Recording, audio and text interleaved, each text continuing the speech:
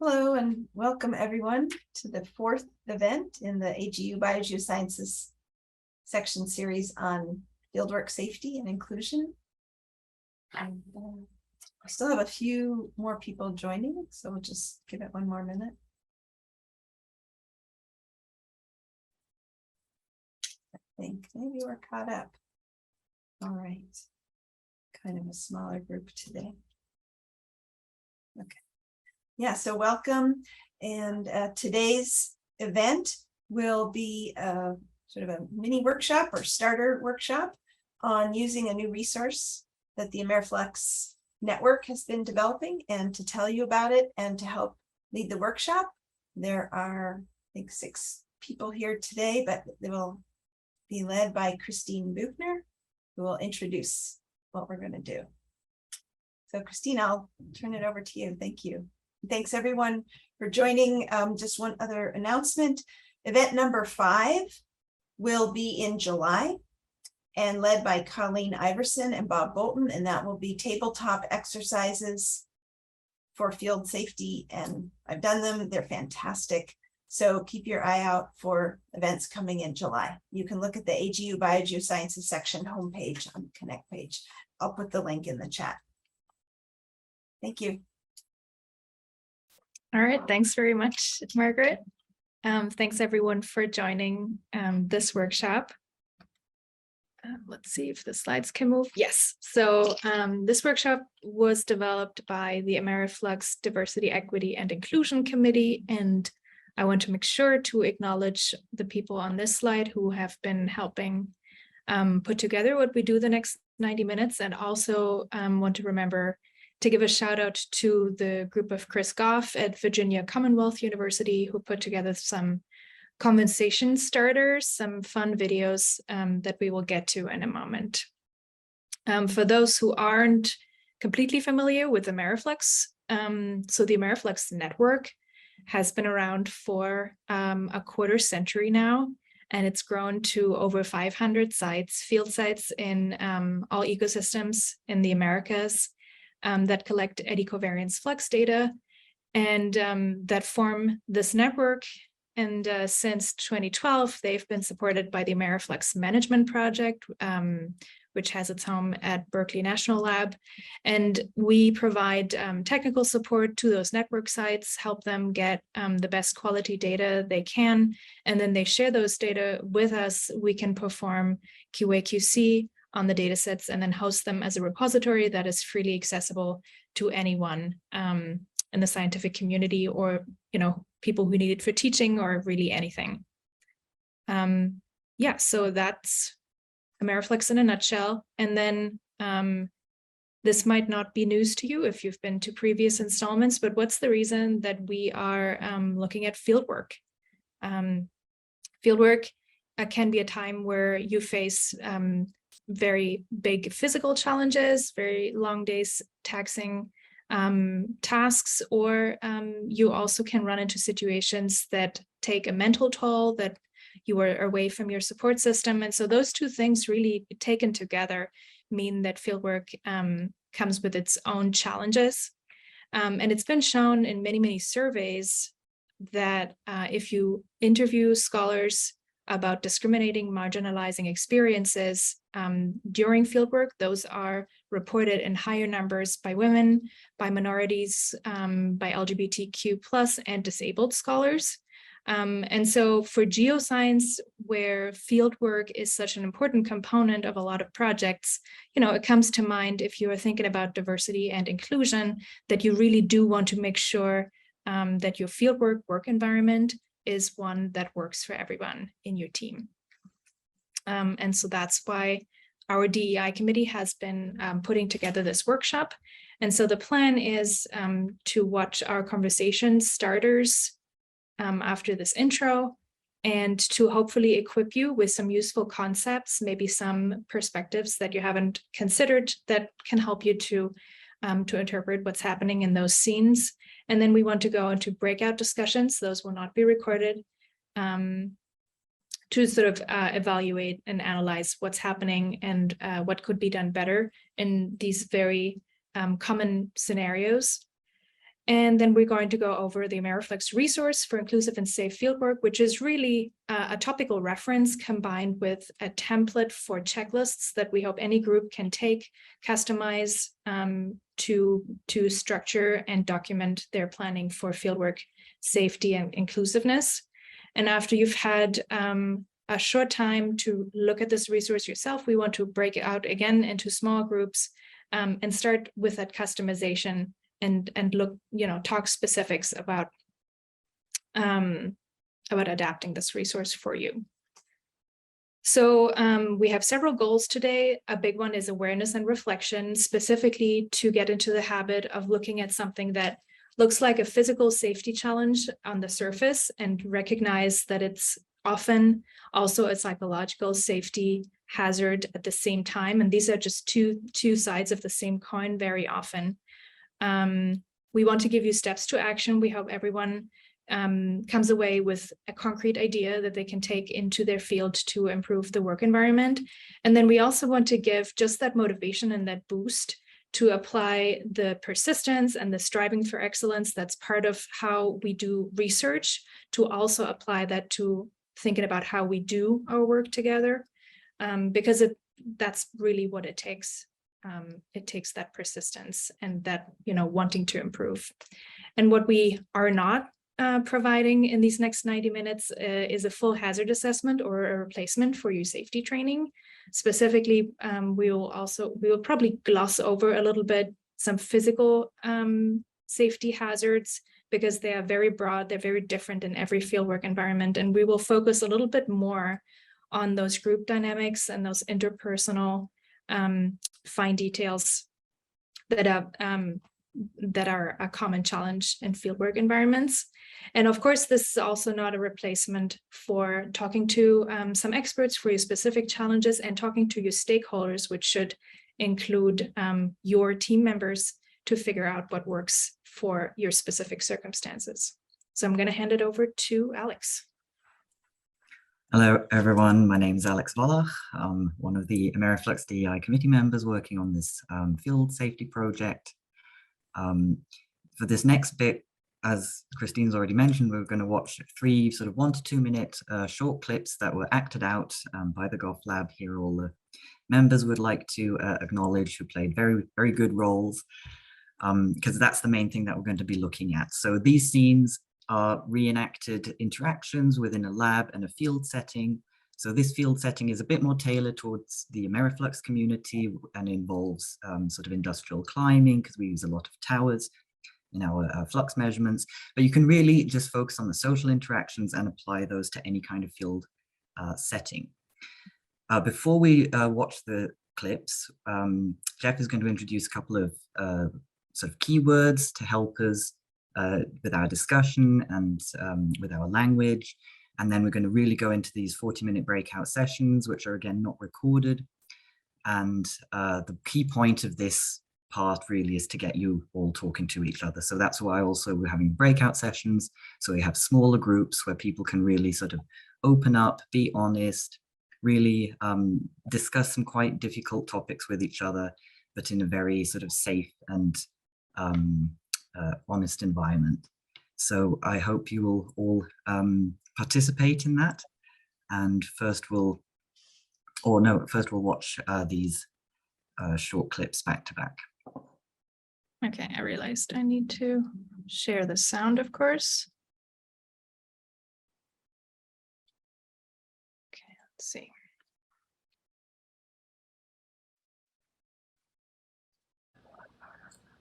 Hi everyone, welcome to our first lab meeting of the spring semester. It's good to see everyone.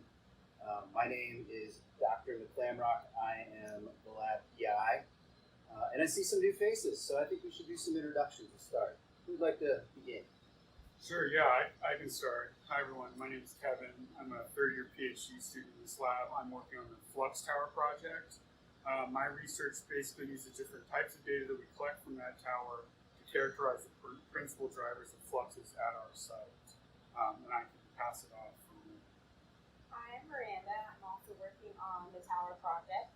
I'll be using a new phenom cam to study plant phenology and how it relates to tower fluxes.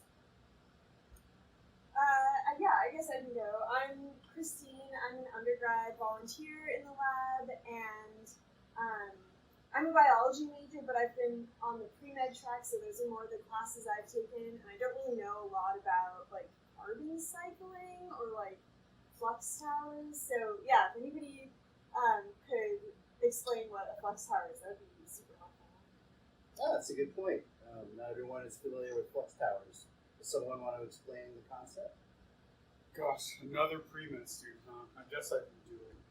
Sure, a flux tower is a pretty sophisticated system that we use for measuring gas fluxes in our lab.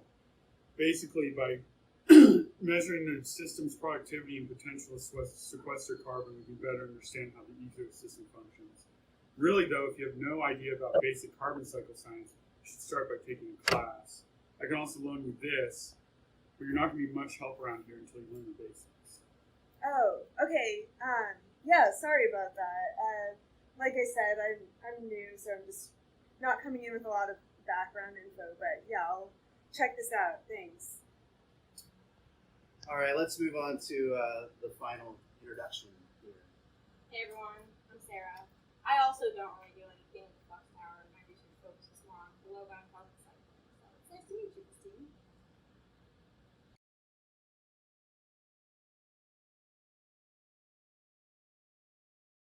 All right, number 2. Hey, are you Dr. McClamrock's grad student? Yeah, I'm Kevin. Are you one of the new volunteers? Yeah, I'm Lisa. Yeah, nice to meet you. Nice to meet Glad you. you made it out. We're gonna have a pretty long field day today. Are these your field clothes? Did you bring something else? No, this is what I wore. Oh, really? Okay. Every field day that we go out in the field, we're always wearing waders, so it's gonna be a pretty rough time out there. Oh. It's pretty muddy and thick, so you might have trouble. Oh gosh, Dr. McClamrock didn't mention anything about that. Oh, really? Well, it's the expectation on any field trip. Did you bring any bug spray or sunscreen? It's gonna be pretty buggy and probably pretty hot too. Oh, really? Okay. Well, that might be pretty rough. What about, is that your lunch for the day?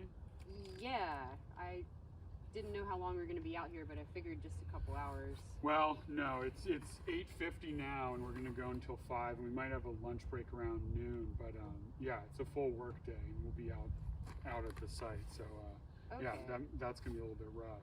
I'm sure I'll be fine. Okay. Well, yeah, I'm glad you'll be able to make it work.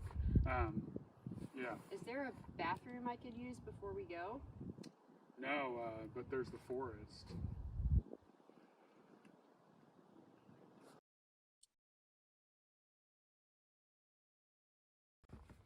Hey, Kevin, I can't believe Dr. McClamrock didn't prepare Lisa enough to come out in the field. It's the first time she's been out here, and he didn't even tell her to wear waders. That's like super inappropriate. I don't know. That's just how it's always been. We've expected our undergrads to know what to do when they come out in the field. So I don't know what to tell you. Hey, Sarah, thanks so much again for loaning me the waders. It's really a lifesaver. You may know how to put this on, though? I've never worn one of these. What's that? Oh, you don't need that. It's going to be fine. We don't usually use it. Do you want this? Oh, no, I don't need that either. Okay.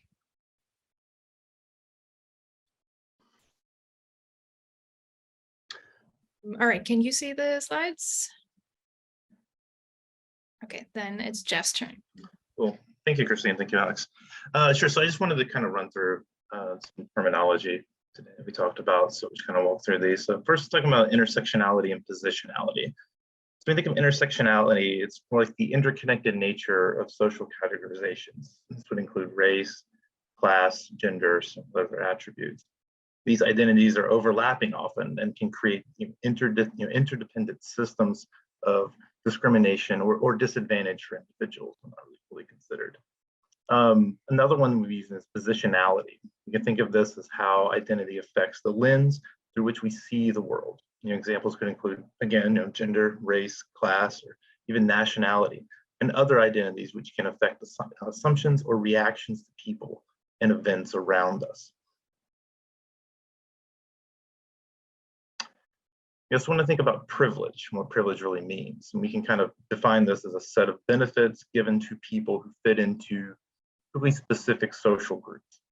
Again, this would be something like race, class, gender, but also sexual orientation, language, geographical location, ability, even religions, and many, many other, aspects and attributes. All of us have greater or lesser access to resources and social power. But again, it's important to know that privilege doesn't mean that your life has always been easy, but that it wasn't made harder or more difficult because of a certain identity. It's often something that's very invisible to those who actually have, privilege or more privilege than others. Another one is implicit bias. Now, this is when we carry attitudes towards people or associate stereotypes with them without our conscious knowledge. There are many examples of this. I encourage you, if you get an opportunity, to explore the link below.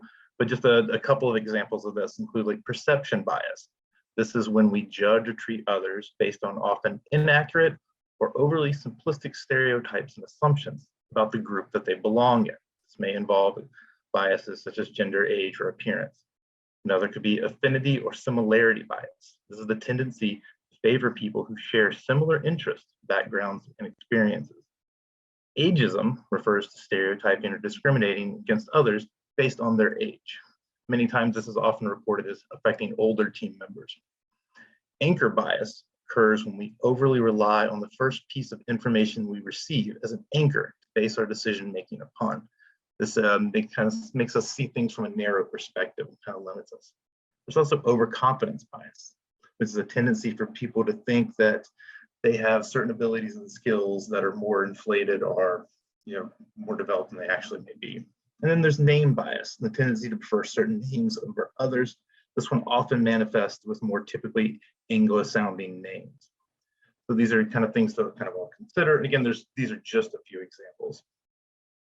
Next slide, please. Another is the unwritten, or what's considered the hidden curriculum. This is a collection of unwritten rules and unspoken expectations, unofficial norms, behaviors, and values in the dominant culture context. Something you may have seen pretty clearly, I think, in the videos that we just saw.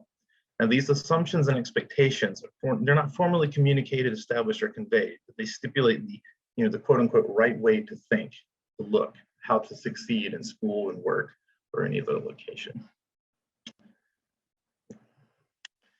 Also, when it's about microaggressions, these are commonplace daily verbal, behavioral or environmental slights, and these can be intentional or unintentional, but they often communicate hostile, derogatory, or negative attitudes towards stigmatized or culturally marginalized groups.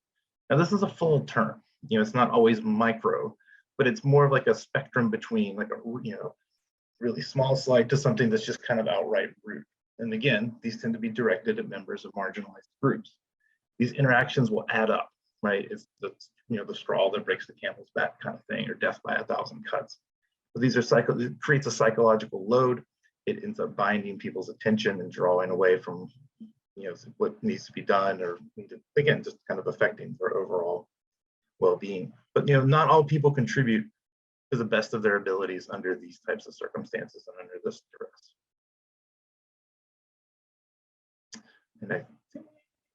And I'll pass back to Alex. Thanks for that, Jeff. That's really useful. So now we have some terminology that most people have probably heard, but maybe not everyone is too familiar with the definitions and when they're applied. So this is going to help us in our discussions that we're about to start in smaller groups. So again, it's important to normalize these conversations, to have the language to be able to use to address it. But then it's also really key that we have a sort of discussion etiquette so that we make sure we have or we create a safe space for people to discuss these things, to be vulnerable, and hopefully also learn and not sort of put people into defensive or positions or feel attacked. So a couple of the key points, I'll just read them out, is sort of listen respectfully to other people, don't interrupt them, but also, make sure that you stand back after you've spoken to allow other people to speak. If you notice you're taking up a lot of airtime, some people might require sort of longer silences before they'll speak up. So, don't be afraid to leave a sort of almost uncomfortably long pause. Always assume positive intent, especially in these kind of circles. People probably if they do come across in the wrong way with something they said or offensive in some way, they probably didn't mean it. So it's always really good to sort of check your own reaction and then maybe sort of make the person aware of the words they used or the way they used the phrasing, that might have other consequences that they didn't mean. Also, when you speak, make sure that you speak from your own position, use I statements. You don't know what it's like to be in someone else's shoes. You know, you may sort of think that you've had a similar situation, but you don't really know their background. So always say, you know, I've noticed in my situation, this and this worked for me. And then the other person can sort of take what they want from that and doesn't feel invalidated or anything like that. Also, don't correct other people's experiences. Even if you've been in the same situation with that person, we have different lenses through which we see the world. We have different identities through which we are perceived by others. So even though we have two people in the same situation, literally together, they will have experienced that situation possibly in very different circumstances and have very different emotional reactions to that. And the next point is also there's no single right way to handle a situation because of our different experiences and different visible and invisible identities. Sort of be mindful that what worked for you might not work for another person. And then please keep these conversations confidential, even if you don't say the person's name but share their story. If that story, you know, comes around and the person hears it from another person, it can be absolutely devastating to hear your own story and not have control over your own story and agency over it anymore. So do be mindful of that. So we'll be going into several different rooms. There's going to be a facilitator in each of the rooms, sort of helping the discussion, but I want everyone really to sort of speak up as well. If you do need to step out for any reason, there's going to be a facilitator in the main room. They can also help you with technical difficulties should something come up. We're going to be small enough groups, so everyone really should be able to participate with a video and audio. You don't need to really type your questions. If you are struggling in a very heated debate or something, maybe raise your hand or directly message one of the facilitators if you need to grab attention. So I hope you have a good discussion. All right, let's jump into, Kung, is everyone back?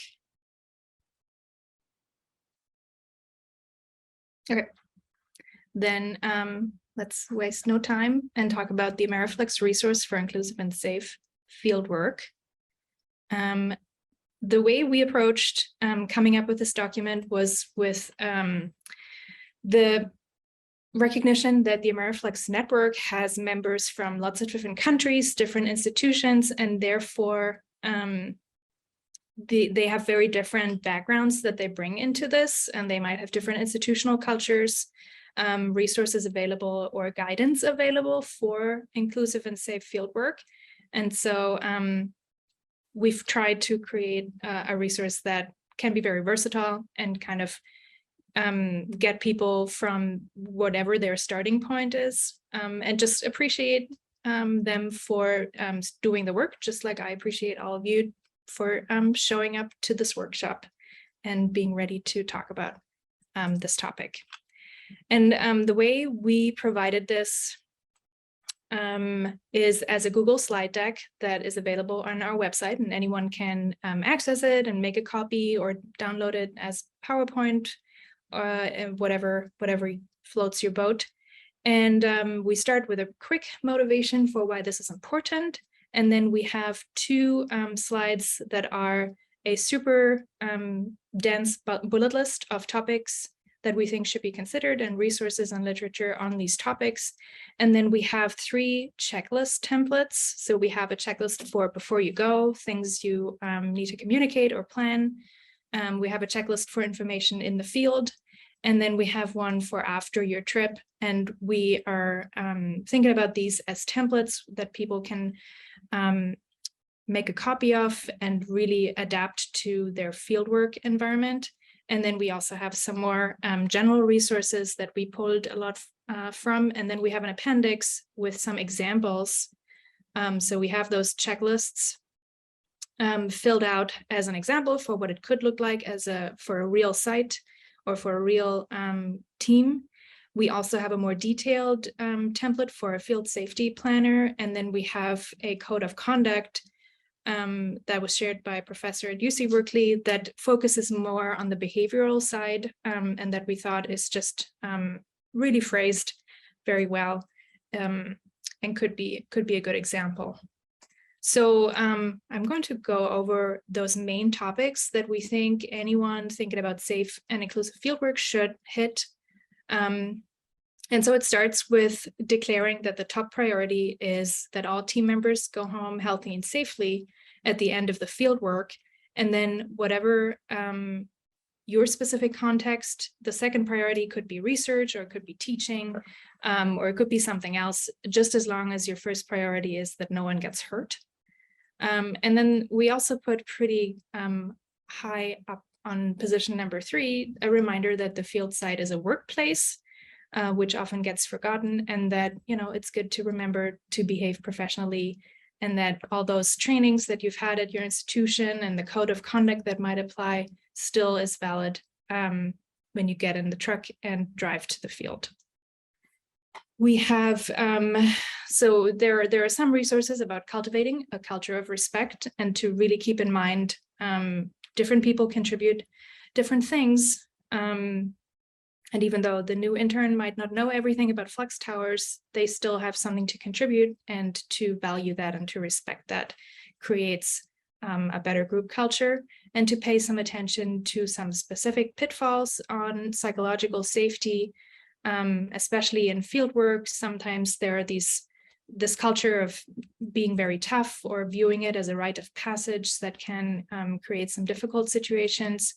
And assault or harassment in the field, studies have shown, are more frequently experienced by the junior team members, by trainees. And so that's something that you need to pay special attention to and address. Then we have basically the classics, the physical hazards of the fieldwork. And so we have some resources where you can find lots of information on physical hazards, natural hazards, things like working at heights or working with dangerous tools, or the weather and the terrain at your specific site, and how to mitigate those hazards, what to have in your first aid kit. And you can also then think about the human, what sometimes is called the human hazards. So the interpersonal dynamics, which can affect your team members, and that can come from within the group or from people outside your team as well, and that's something to consider. Accessibility is important, again, coming back to the culture of respect, that different people can contribute their particular skills and abilities, and it's the job of the PI to empower each team member to contribute to the best of their ability. There's also an aspect in that not everyone is familiar with working outdoors, and that maybe, you know, as we saw in the video, there should be some extra communication and some more documentation for what to pay attention to. And then there are also lots of resources in our document about colleagues with different abilities, and how you can accommodate them to be able to participate and contribute to the fieldwork. And it's important also from, I guess, the perspective of doing the right thing, that you want to contribute local peoples, tribes, or stakeholders or landowners before you go and do work on their land, and stay in touch so that they know what you are doing. And it's really helpful in some cases to contact emergency services and, for example, let the nearest hospital know how to find your field site, because the street address is often not very useful to actually locate a field site. So that's something that you can communicate beforehand. And we're going to jump into this resource in a moment, but essentially it's meant to be very adaptable. And so what you have to do is to look at what you currently have in place. Do you have any safety guidance? Do you have any documentation? And kind of compare that to what we have in our resource and figure out what's missing in your plan. And kind of how do you get on that arrow towards what you want, what experience you want your team members to have. And so then by considering all of these topics and hopefully also discussing it with team members or colleagues, you can come out with your own field safety plan. And just for some motivation, this can seem like this big insurmountable project. And sometimes safety documentation does turn out to be this huge many-page document that is always at the danger of not being read. So start somewhere. Something is better than nothing. And just be ready that this is not a one-time thing. You won't be able to come out with your perfect safety plan and never have to update it, but actually just go into it with the expectation that you will want to update it. So just get something on paper for now. And then see how it works out in real life and be ready to add to it or to update it. Because what you want is to create that habit for a healthy team culture that you can't really get in a day, and it's kind of an ongoing effort. And I think I already said, discuss with your team members, incorporate multiple perspectives. Our breakout, we talked a lot about how you have to put yourself in other people's shoes, and it's not always the first thing that comes to mind. But of course, if you just involve other people that have other shoes, then that's a way to incorporate their point of view. Yeah, and so for the next 5 minutes, we were hoping that you could go to ameriflux.lbl.gov/fieldwork and actually find that slide deck that we have linked from there. And we'll give you 5 minutes of just someone not talking at you, so you can kind of click through it and read through it, and then we'll go into breakout groups again to start working on that. So I don't have the time. Okay, we'll do that for 5 minutes. How about that? Hey, welcome back. Sorry for going a little over time.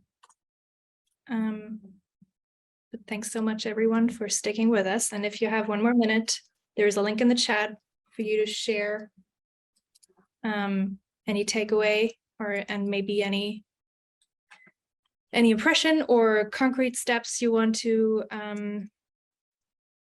take for improving your team's field experience.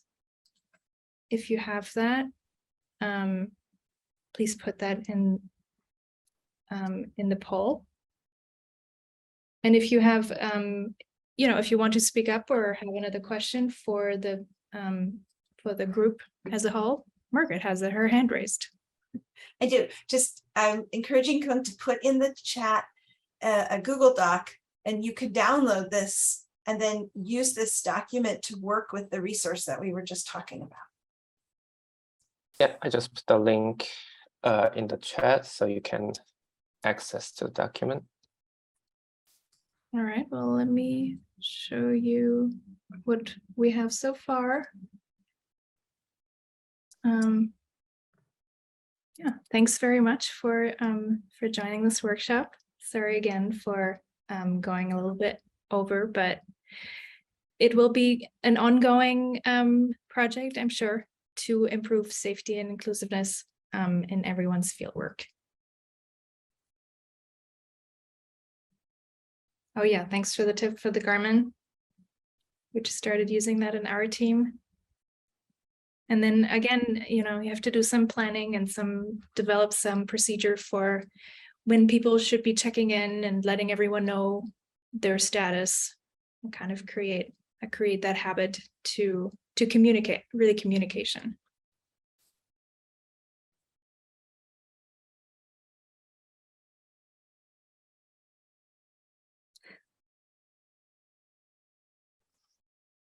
Okay, I think we'll end it here. Thank you so much, everyone. Thanks for joining. And let us know if you have more ideas and comments. Stay in touch.